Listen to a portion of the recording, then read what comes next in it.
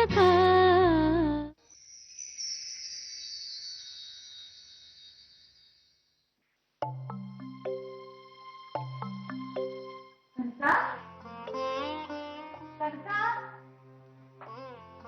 ನಮಸ್ಕಾರ.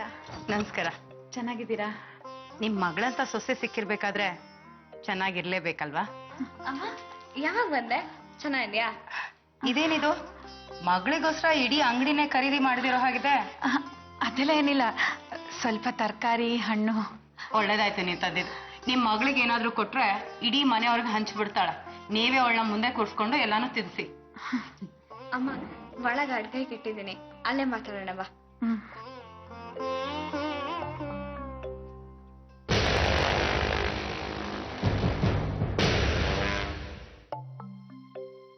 ಕನಕ, ನಿನ್ಗೀಗ ಆರಾಮಾಗಿ ಓಡಾಡಕ್ಕಾಗತ್ತೆ ತಾನೆ? ಈಗೇನು ಸಮಸ್ಯೆ ಇಲ್ಲ ಅಮ್ಮ. ಬಿಡ, ನಾನ್ ಹೆಚ್ಕೊಡ್ತೀನಿ. ಇವಾಗ ಪರವಾಗಿಲ್ಲ ಬಿಡಮ್ಮ, ಅಪರೂಪಕ್ಕೆ ಬಂದಿದ್ಯಾ, ನಿನ್ನ ಆರಾಮಾಗಿರು. ಹೌದು, ನೀನ್ ಯಾಕೆ ಇಷ್ಟೊಂದು ಸಣ್ಣ ಆಗಿದ್ಯಾ? ವಯಸ್ಸಾಯ್ತಲ್ಲೇ, ಹಿಂದಿನ ಶಕ್ತಿ ಚೈತನ್ಯ ಈಗೆಲ್ಲಿಂದ ಬರ್ಬೇಕು ಹೇಳು? ಇನ್ನೇನಿದ್ರು ದಿನೇ ದಿನೇ ಕುಗ್ಗಿ ಹೋಗೋದೆ. ಅಮ್ಮ, ಅದ್ಕೆಗೂ ದಿನ ಹತ್ರ ಬಂತು. ಮೊದ್ಲಿನ ಹಾಗೆ ಕೆಲಸ ಮಾಡಕ್ ಆಗಲ್ಲ ಅನ್ಸತ್ತೆ. ಎಲ್ಲ ಕೆಲ್ಸನೂ ನೀನೇ ಮಾಡ್ತಿದ್ಯಲ್ಲ. ಮರಿರಾಜಣ್ಣ ಬಂದ್ಮೇಲೆ ಈ ಯಾವ ಆಯಾಸನೂ ಇರಲ್ಲ ಬಿಡು.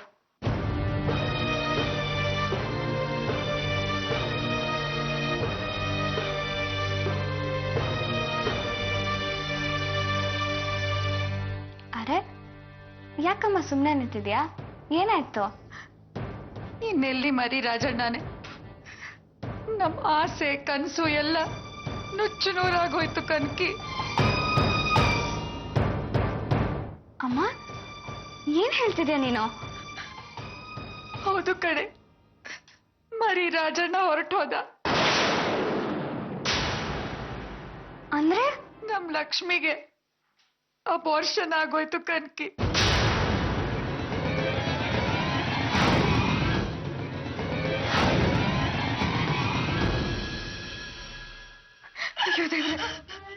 ಇಂಥ ಕೆಲ್ಸ ಆಗೋಯ್ತಮ್ಮ. ನಮ್ ರಾಜಣ್ಣ ಮತ್ತೆ ಹುಟ್ಬರ್ತಾರೆ ಅಂತ ಎಷ್ಟೊಂದು ಕನ್ಸುಗಳನ್ನ ಕಂಡಿದ್ದೆ. ಎಲ್ಲ ನಮ್ ಗ್ರಹಚಾರ ಕನ್ಕಿ. ಸಮಾಧಾನ ಮಾಡ್ಕೊಮ್ಮ, ರಾಜಣ್ಣ ಮತ್ತೆ ಹುಟ್ತಾನೆ, ಆ ನಂಬಿಕೆ ನನ್ಗಿದೆ. ಅದೇಬ್ರು ನಮಗ್ ಅನ್ಯಾಯ ಮಾಡಲ್ಲ. ಅಯ್ಯೋ, ಇನ್ನು ರಾಜಣ್ಣ ಎಲ್ಲಿ ಹುಟ್ಟತಾನೆ?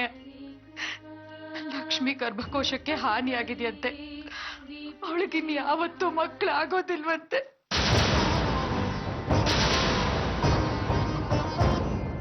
ಅಮ್ಮ, ಇದೇನಮ್ಮ ನೀನ್ ಹೀಗೆ ಹೇಳ್ತಿದ್ಯಾ?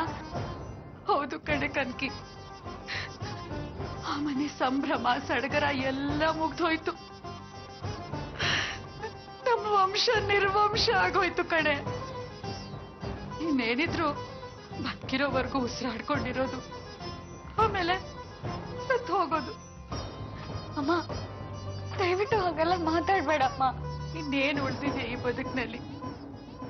ಮೊಮ್ಮಗ ಹುಟ್ಟತಾನೆ, ಮನೆ ತುಂಬಾ ಅಂಬೆಗಾಲಿಟ್ಟು ಓಡಾಡ್ತಾನೆ, ಅವನ್ ತೊದಲು ಮಾತಲ್ಲಿ ಅಜ್ಜಿ ಅಂತ ಕರೀತಾನೆ.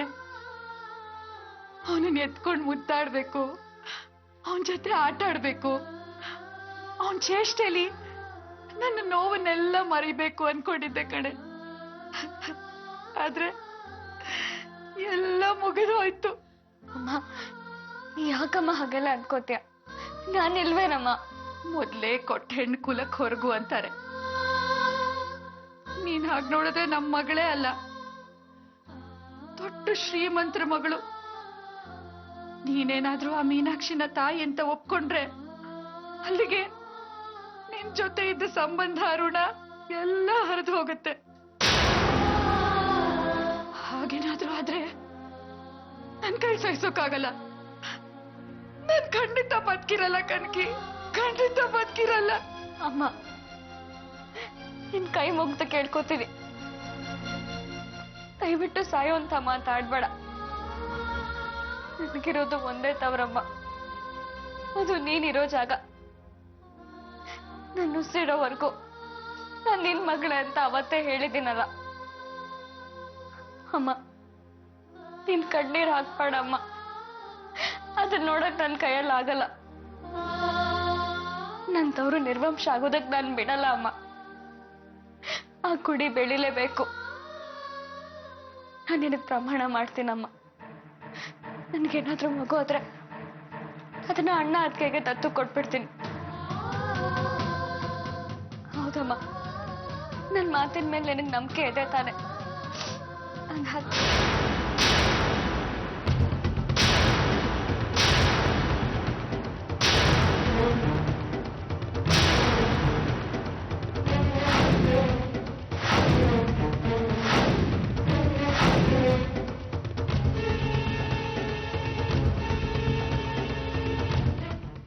ಅರೆ ಪ್ರಿಯಾ,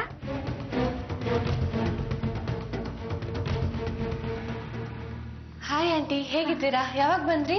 ಚೆನ್ನಾಗಿದ್ದೀನಮ್ಮ, ಈಗ ತಾನೇ ಬಂದೆ. ಹೌದಾ ಆಂಟಿ, ಆಶೀರ್ವಾದ ಮಾಡಿ. ಒಳ್ಳೇದಾಗ್ಲಮ್ಮ. 100 ಕಾಲ ಸುಖವಾಗಿ ಸೌಭಾಗ್ಯವತಿಯಾಗಿ ಬಾಳು. ಪ್ರಿಯಾ, ನೀನ್ ತುಂಬಾ ಬದಲಾಗಿ ಹೋಗಿದ್ಯಾ. ಹಳೆ ಪ್ರಿಯಾನ ಅಂತ ಗೊತ್ತಾಗೋದೇ ಇಲ್ಲ. ಹೌದು ಆಂಟಿ, ಆದ್ರೆ ಅದಕ್ಕೆಲ್ಲ ಕಾರಣ ಯಾರು ಗೊತ್ತಾ? ಈ ನನ್ನ ಅಕ್ಕ.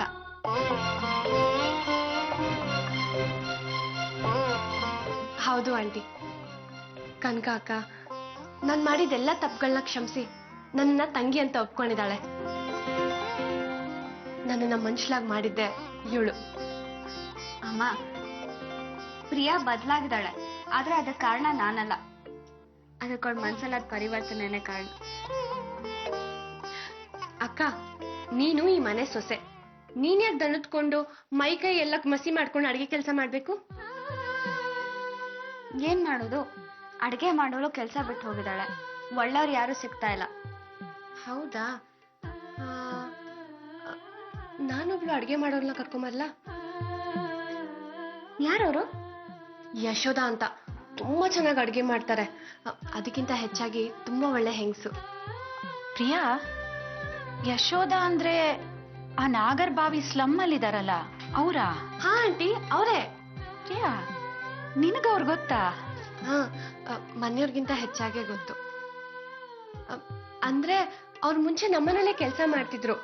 ಅಕ್ಕ, ನೀನೇನು ಯೋಚನೆ ಮಾಡ್ಬೇಡ. ಅವ್ರನ್ನ ಕರ್ಕೊಂಬರೋ ಜವಾಬ್ದಾರಿ ನಂದು. ಆದ್ರೆ ನೀನ್ ಅಡ್ಗೆ ಕೆಲಸ ಎಲ್ಲ ಮಾಡ್ಬಾರ್ದು, ಸರಿನಾ? ಒಂದೇ ಒಂದ್ ನಿಮಿಷ, ನಾನು ಅತ್ತೆನ್ ಮಾತಾಡ್ಸ್ಕೊಂಡ್ ಬಂದ್ಬಿಡ್ತೀನಿ.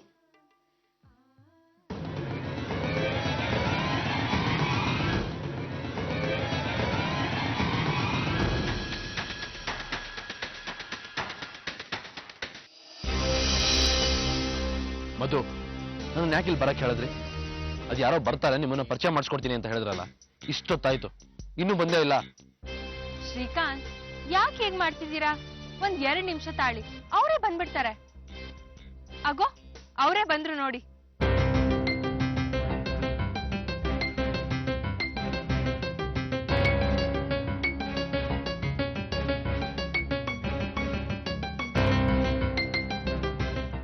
Hello sir. ಹಲೋ ಮಧು, ಹೇಗಿದ್ದೀರಿ? ನಾನ್ ಚೆನ್ನಾಗಿದ್ದೀನಿ, ನೀವು? I am fine. ಒಂದು ತುಂಬ ಹೊತ್ತಾಯ್ತಾ? ಇಲ್ಲ, 15 ಮಿನಿಟ್ಸ್ ಆಯ್ತು ಅಷ್ಟೇ. ಅಂದಾಗೆ ಇವ್ ನನ್ನ ಫ್ರೆಂಡ್ ಶ್ರೀಕಾಂತ್ ಅಂತ. ಶ್ರೀಕಾಂತ್, ಇವರು ಅಜಯ್ ಅಂತ, CCB ಆಫೀಸರ್.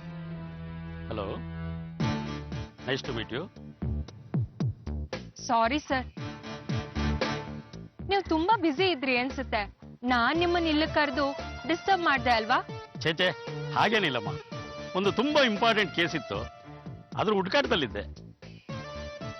ಇಂಪಾರ್ಟೆಂಟ್ ಕೇಸಾ? ಏನಂತ ಕೇಳ್ಬೋದಾ ಸರ್? ಓ ಎಸ್, ಅದಕ್ಕೇನಂತೆ, ಮಾಮೂಲೆ ಹಿಟ್ ಅಂಡ್ ರನ್ ತರ ಕೈ ಕೊಟ್ರನ್ನು. ಕೈ ಕೊಟ್ರನ್ನ ಅಂದ್ರೆ? ಒಬ್ಬ ಹುಡುಗ ಒಂದು ಹುಡುಗಿ ಜೊತೆ ಓಡಾಡಿ ಮದುವೆ ಆಗ್ತೀನಿ ಅಂತ ನಂಬಿಸಿ ಕೈ ಕೊಟ್ಟಿದ್ದಾನೆ.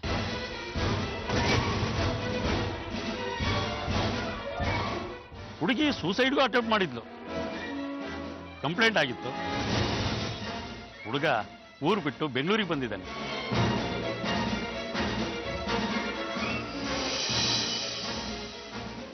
Very interesting. ಆಮೇಲೆ ಸರ್? ಹುಡುಗನ್ನ ಪತ್ತೆ ಮಾಡಿದ್ವಿ.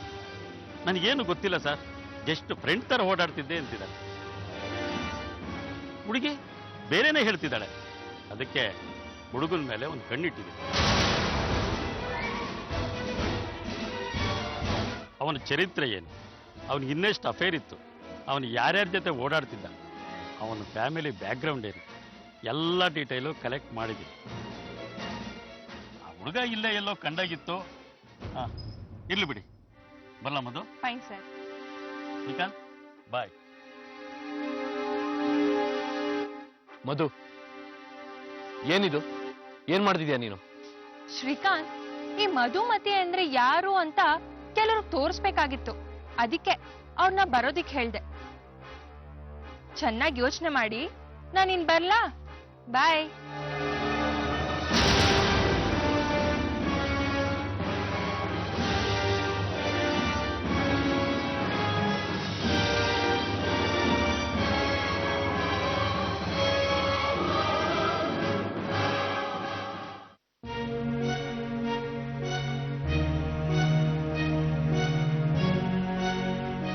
ಅಕ್ಕ, ಶ್ರೀಕಾಂತನ್ಗೆ ಯಾವ್ದಾದ್ರು ಸಂಬಂಧ ವಿಚಾರಿಸಿದ್ಯಾ? ಕನಕ ಯಾವ್ದೋ ಒಳ್ಳೆ ಸಂಬಂಧ ಹೇಳ್ತೀನಿ, ಬೇರೆ ಎಲ್ಲೂ ವಿಚಾರಿಸ್ಬೇಡಿ ಅಂತ ಹೇಳಿದಾಳಲ್ಲೋ. ಅಕ್ಕ, ಅವಳಿಗೆ ಯಾವ ಸಂಬಂಧ ಗೊತ್ತಿರತ್ತಕ್ಕ? ಅವಳೆ ಯಾರು ಗತಿ ಇಲ್ಲದೆ ರಾತ್ರಿ ದೇವಸ್ಥಾನದಲ್ಲಿ ಮದುವೆ ಮಾಡ್ಕೊಂಡ್ ಬಂದವಳು. ಅವಳಿಗೆ ಇನ್ಯಾವ ಸಂಬಂಧ ಗೊತ್ತಿರುತ್ತೆ, ನೀನೇ ಹೇಳೋ. ಹೂನಮ್ಮ, ಒಂದ್ ವೇಳೆ ಅವಳು ಯಾವ್ದಾದ್ರು ಸಂಬಂಧ ಹೇಳ್ತಾಳೆ ಅಂತಾನೆ ಇಟ್ಕೊಳ್ಳಿ, ಏನ್ ಟಾಟಾ ಬಿರ್ಲಾ ಸಂಬಂಧನ ಹೇಳ್ತಾಳೆ? ಅವಳ ಯೋಗ್ಯತೆಗೆ ತಕ್ಕಂತೆ ಯಾವ್ದಾದ್ರು ಗತಿಗೆಟ್ ಸಂಬಂಧನೇ ಹೇಳ್ತಾಳೆ. ಅವಳು ಯಾವ ಸಂಬಂಧ ಹೇಳ್ತಾಳೋ ಹೇಳಿ ಚಿತ್ರ. ಅವಳು ಹೇಳ್ ಮಾತ್ರಕ್ಕೆ ನಾವು ಶ್ರೀಕಾಂತಂಗ್ ಮದ್ವೆ ಮಾಡ್ಬೇಕು ಅಂತ ಏನು ರೂಲ್ಸ್ ಇಲ್ವಲ್ಲ. ಹಿಂದೆ ಮುಂದೆ ವಿಚಾರಿಸಿ ಆಮೇಲೆ ತೀರ್ಮಾನ ತಗೊಳ್ಳೋಣ.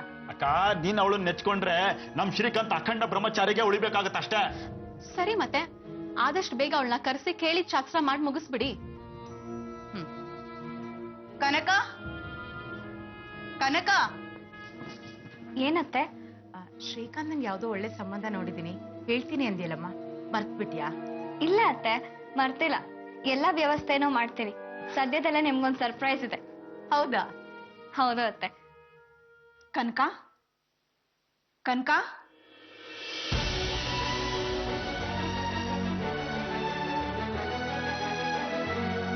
ಅರೆ ಚಿಕ್ಕಮ್ಮ, ಹೇಗಿದ್ದೀರಿ? ಚೆನ್ನಾಗಿದ್ದೀನಿ, ನೀನು? ನಾನು ಚೆನ್ನಾಗಿದೆ. ನಮಸ್ಕಾರ. ನಮಸ್ಕಾರ. ಹೇಗಿದ್ದೀರಾ? ಚೆನ್ನಾಗಿದ್ದೀನಿ, ನೀವು? ಚೆನ್ನಾಗಿದ್ದೀನಿ. ಕೂತ್ಕೊಳ್ಳಿ.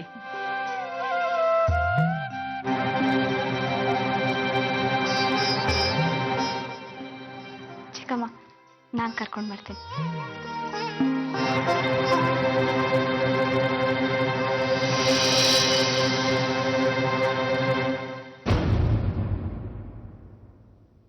ಅಂಕಲ್, ಯಾಕೆ ಇಲ್ಲೇ ನಿಂತಿದ್ದೀರಾ? ಬನ್ನಿ ಒಳಗೆ.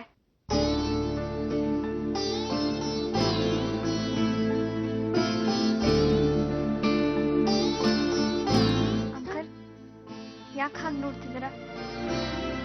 ಇನ್ನೂ ಹಳೆದನ್ನೆಲ್ಲ ಮರ್ತಿಲ್ವಾ ನೀವು? ನೋಡಿ, ಎಲ್ಲದನ್ನು ಮರ್ತು ದಯವಿಟ್ಟು ನನಗೋಸ್ಕರ ಒಳಗಡೆ ಬನ್ನಿ. ಬರ್ತೀನಿ ಮಗಳೇ, ಬರ್ತೀನಿ. ನಾನು ಬಂದದ್ದೇ ನಿನಗೋಸ್ಕರ. ನೀನು ಸುಳಿವೇ ಬಿಟ್ಕೊಡ್ದೆ ನಿನ್ನ ಶತ್ರು ಥರ ದ್ವೇಷಿಸೋ ಹಾಗೆ ಮಾಡಿಬಿಟ್ಟೆ ಅಲ್ಲೇ.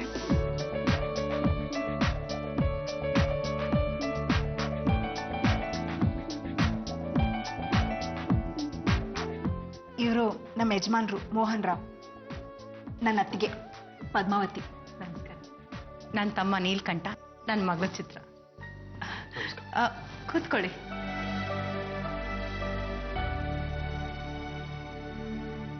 ಅಪರೂಪಕ್ಕೆ ಮನೆಗೆ ಬಂದಿದ್ದೀರಾ. ಕಾಫಿ, ತಿಂಡಿ, ಊಟ ಏನ್ ಮಾಡ್ತೀರಾ? ಏನು ಬೇಡ, ಸಂಪ್ರದಾಯದ ಪ್ರಕಾರ ಮಾತುಕತೆ ಎಲ್ಲ ಮುಗಿಯಕ್ ಮುಂಚೆ ನಾವು ಊಟ ತಿಂಡಿ ಎಲ್ಲ ಏನು ಮಾಡೋ ಹಾಗಿಲ್ಲ. ಚಿತ್ರ, ಎಲ್ರಿಗೂ ಜ್ಯೂಸ್ ತಮ್ಮ. ಸರಿ ಅಮ್ಮ. ನಾವು ಹೀಗೆ ಏಕಾಏಕಿ ಇಲ್ಲಿಗೆ ಬಂದಿರೋದು ನಿಮ್ಗೆಲ್ಲ ಆಶ್ಚರ್ಯ ಆಗಿರ್ಬಹುದು. ಈ ಮನೆಗೆ ನಾನು ಹೊಸಬ್ಳಲ್ಲ, ನನ್ನ ಮಗಳು ಹೊಸಬ್ಳಲ್ಲ. ಏನೇನೋ ಕಾರಣಗಳಿಂದ ಎರಡೂ ಕುಟುಂಬಗಳ ಸಂಬಂಧ ಹಳ್ಸೋಗಿತ್ತು. ಈಗ ಮತ್ತೆ ಎರಡೂ ಕುಟುಂಬಗಳು ಒಂದಾಗೋ ಕಾಲ ಬಂದಿದೆ. ನೋಡಿ, ನನ್ನ ಮಗಳು ನಿಮ್ಮ ಶ್ರೀಕಾಂತನ ಇಷ್ಟಪಟ್ಟಿದ್ದಾಳೆ. ನಮ್ಮ ಮಗಳ ಇಷ್ಟಕ್ಕೆ ವಿರುದ್ಧವಾಗಿ ನಾವು ಯಾವತ್ತೂ ನಡ್ಕೊಂಡವರಲ್ಲ. ಅದಕ್ಕೆ ನೀವುಗಳು ಒಪ್ಪೋದಾದ್ರೆ ಅವಳ ಮದುವೆನ ಶ್ರೀಕಾಂತ್ ಜೊತೆ ಮಾಡೋಣ ಅಂತ ಅನ್ಕೊಂಡಿದ್ದೀವಿ.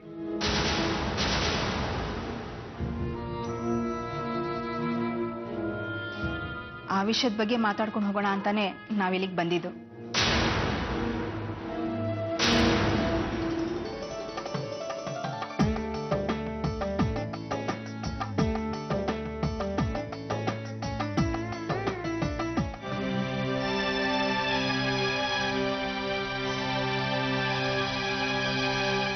ಹೇ ಪ್ರಿಯಾ, ವಾಟ್ ಸರ್ಪ್ರೈಸ್! ಹಾಯ್.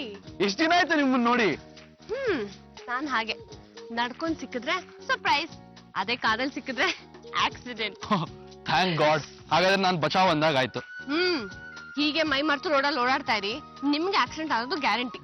ಅದ್ ಸರಿ, ಇನ್ನು ತುಂಬಾ ಗಾಢವಾಗಿ ಯೋಚನೆ ಮಾಡ್ಕೊಂಡ್ ಬರ್ತಿದ್ರಿ. ಏನದು? ಅದು ಏನಿಲ್ಲ ಬಿಡಿ. ಏನು ಅಂತ ಹೇಳಿ, ಪರವಾಗಿಲ್ಲ. ಒಂದ್ ಮದುವೆ ವಿಷಯ ಯೋಚನೆ ಮಾಡ್ತಾ ಇದ್ದೆ. ವಾವ್, ಮದ್ವೆನಾ? ಯಾರ್ದು? ನಿಮ್ದಾ? ಏನ್ ಸರ್ಪ್ರೈಸ್ ಕೊಡ್ತಿದ್ದೀರಾ ರೀ? ಅಯ್ಯಯ್ಯೋ, ನಂದಲ್ಲ, ನನ್ನ ಫ್ರೆಂಡ್ದು. ಬಾಯ್ ಫ್ರೆಂಡಾ ಗರ್ಲ್ ಫ್ರೆಂಡಾ? Girl friend. ಓ, ಅದೇ ನಿಮ್ ಜೊತೆ ಸುತ್ತಾಡ್ತಾ ಇರ್ತಾಳಲ್ಲ ಆ ಹುಡುಗಿದ? ಅವಳ್ದೆ. ಅವಳೊಂದು ಹುಡುಗನ ಪ್ರಪೋಸ್ ಮಾಡಿದಾಳೆ. ಅವನು ಅದಕ್ಕೆ ಒಪ್ತಾ ಇಲ್ಲ. ಈಗ ನನ್ನ ಹತ್ರ ಹೇಳಿ ಅವನು ಒಪ್ಸು ಅಂತಿದ್ದಾಳೆ. ಓ, ಬ್ರೋಕರ್ ಕೆಲಸ ಮಾಡ್ತಿದ್ದೀರಾ? ಛೆ, ಹಾಗಲ್ಲ. ಹುಡುಗ ನನ್ನ ಮಾತು ಕೇಳ್ಬೋದು ಅನ್ನೋ ನಂಬಿಕೆ ಅವಳಿಗೆ. ಆ ಹುಡುಗನ ಮನೇಲಿ ಬೇರೆ ಯಾವ್ದಾದ್ರು ಸಂಬಂಧ ನೋಡಿದಾರಾ? ಮನೇಲಿ ಯಾವ ಸಂಬಂಧ ನೋಡಿಲ್ಲ. ಆದ್ರೆ ಆ ಹುಡುಗನ ಪರಿಸ್ಥಿತಿ ಹೇಗೋ ಏನು. ಹೋಗ್ಲಿ, ಆ ಹುಡುಗ ಬೇರೆ ಯಾರನ್ನಾದ್ರೂ ಪ್ರೀತಿಸಿದಾನ? ಅದು ಗೊತ್ತಿಲ್ಲ. ಆದ್ರೆ ಆ ಹುಡುಗ ಟೋಟಲ್ ಕನ್ಫ್ಯೂಷನ್ ಅಲ್ಲಿದ್ದಾನೆ. ಶ್ರೀಕಾಂತ್, ಆ ಹುಡುಗನ್ ಇಷ್ಟಪಡೋ ಇನ್ನೊಬ್ಳು ಹುಡುಗಿ ಇದ್ದಾಳೆ ಅಂತ ಆ ಹುಡುಗನ್ಗೆ ಏನಾದ್ರು ಗೊತ್ತಾದ್ರೆ ಕನ್ಫ್ಯೂಷನ್ ಇನ್ನೂ ಸ್ವಲ್ಪ ಜಾಸ್ತಿ ಆಗ್ಬೋದಲ್ವಾ? ಅಷ್ಟು ಕ್ಲಿಯರ್ ಆಗಿದ್ರೆ ಆ ಹುಡುಗಿನೇ ಮದುವೆ ಪ್ರಪೋಸಲ್ ಕೊಡ್ಬೋದಲ್ವಾ? ಅವಳೇನೋ ಕೊಟ್ಟಾಗಿದೆ. ಹಾ, ಇನ್ಫ್ಯಾಕ್ಟ್ ಇಷ್ಟೊತ್ತಾಗ್ಲೇ ಆ ಹುಡುಗನ್ ಮದ್ವೆ ವಿಷಯದ ಬಗ್ಗೆ ಮಾತುಕತೆ ನಡೀತಾ ಇರತ್ತೆ. ನೀವು ಬ್ರೋಕರ್ ಅಲ್ವಾ? ನಿಮ್ಗೂ ಕಾಲ್ ಬರತ್ ನೋಡಿ ಈಗ. ಯಾ, ಮದುವೆ ಮಾತುಕತೆನಾ? ಏನ್ ಹೇಳ್ತಿದ್ದೀರಾ ನೀವು?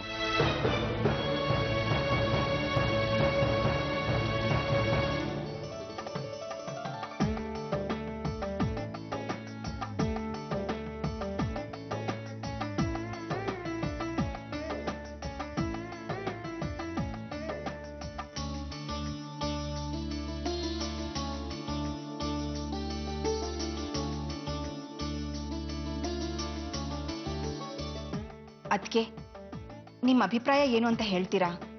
ನಾವು ಶ್ರೀಕಾಂತ್ಗೆ ಮದ್ವೆ ಮಾಡ್ಬೇಕು ಅಂತಾನೆ ಅನ್ಕೊಂಡಿದ್ವಿ. ಕನಕ ಒಂದ್ ಸಂಬಂಧ ನೋಡಿ ಹೇಳ್ತೀನಿ ಅಂತ ಹೇಳಿದ್ಲು. ಆದ್ರೆ ಅದು ನೀವು ಅಂತ ನಂಗೆ ಗೊತ್ತಿದ್ದಿಲ್ಲ.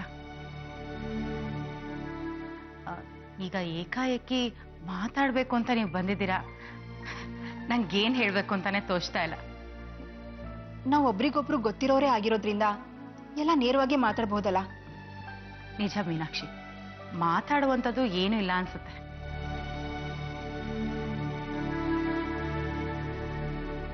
ನನಗೂ ಒಬ್ನೇ ಮಗ, ನಿಮ್ಗೂ ಒಬ್ಳೆ ಮಗಳು. ಹಳೆ ಸಂಬಂಧ ಆಗಿರೋದ್ರಿಂದ ಕೊಡಿ ಅಂತ ನಾವು ಕೇಳೋ ಹಾಗಿಲ್ಲ, ತಗೊಳ್ಳಿ ಅಂತ ನೀವು ಹೇಳೋ ಹಾಗಿಲ್ಲ. ಏನೇ ಕೊಟ್ಟು ತಗೊಂಡ್ರು ಮಕ್ಕಳಿಗೆ ತಾನೇ ಸಿಗೋದು. ಹೌದು, ಅದಕ್ಕೆ ನಮ್ಗಳ ಮಧ್ಯೆ ಕೊಡೋದು ತಗೊಳ್ಳೋದು ಅಂತ ಏನೂ ಬರಲ್ಲ. ಮದ್ವೆಲಂತೂ ನಾವು ಯಾವುದಕ್ಕೂ ಏನೂ ಕಡಿಮೆ ಮಾಡಲ್ಲ. ಆದ್ರೂ ಸಂಪ್ರದಾಯದ ಪ್ರಕಾರ ಮಾತುಕತೆ ಅಂತ ಮಾಡ್ಲೇಬೇಕಲ್ವಾ? ಅದೇನೋ ಸರಿ, ಆದ್ರೆ ಈ ಸಂಬಂಧನ ಕುದುರಿಸಿದವಳು ಕನಕ. ಅವಳೇ ಮುಂದೆ ನಿಂತು ಎಲ್ಲ ಜವಾಬ್ದಾರಿನೂ ತಗೊಳ್ತಾಳೆ ಅಲ್ವಾ ಕನಕ? ಅಯ್ಯೋ, ಎಲ್ಲಾದ್ರೂ ಉಂಟಾ ಅತ್ತೆ? ನೀವು ದೊಡ್ಡೋರು, ಇಂಥ ತೀರ್ಮಾನಗಳನ್ನ ನೀವೇ ತಗೋಬೇಕು.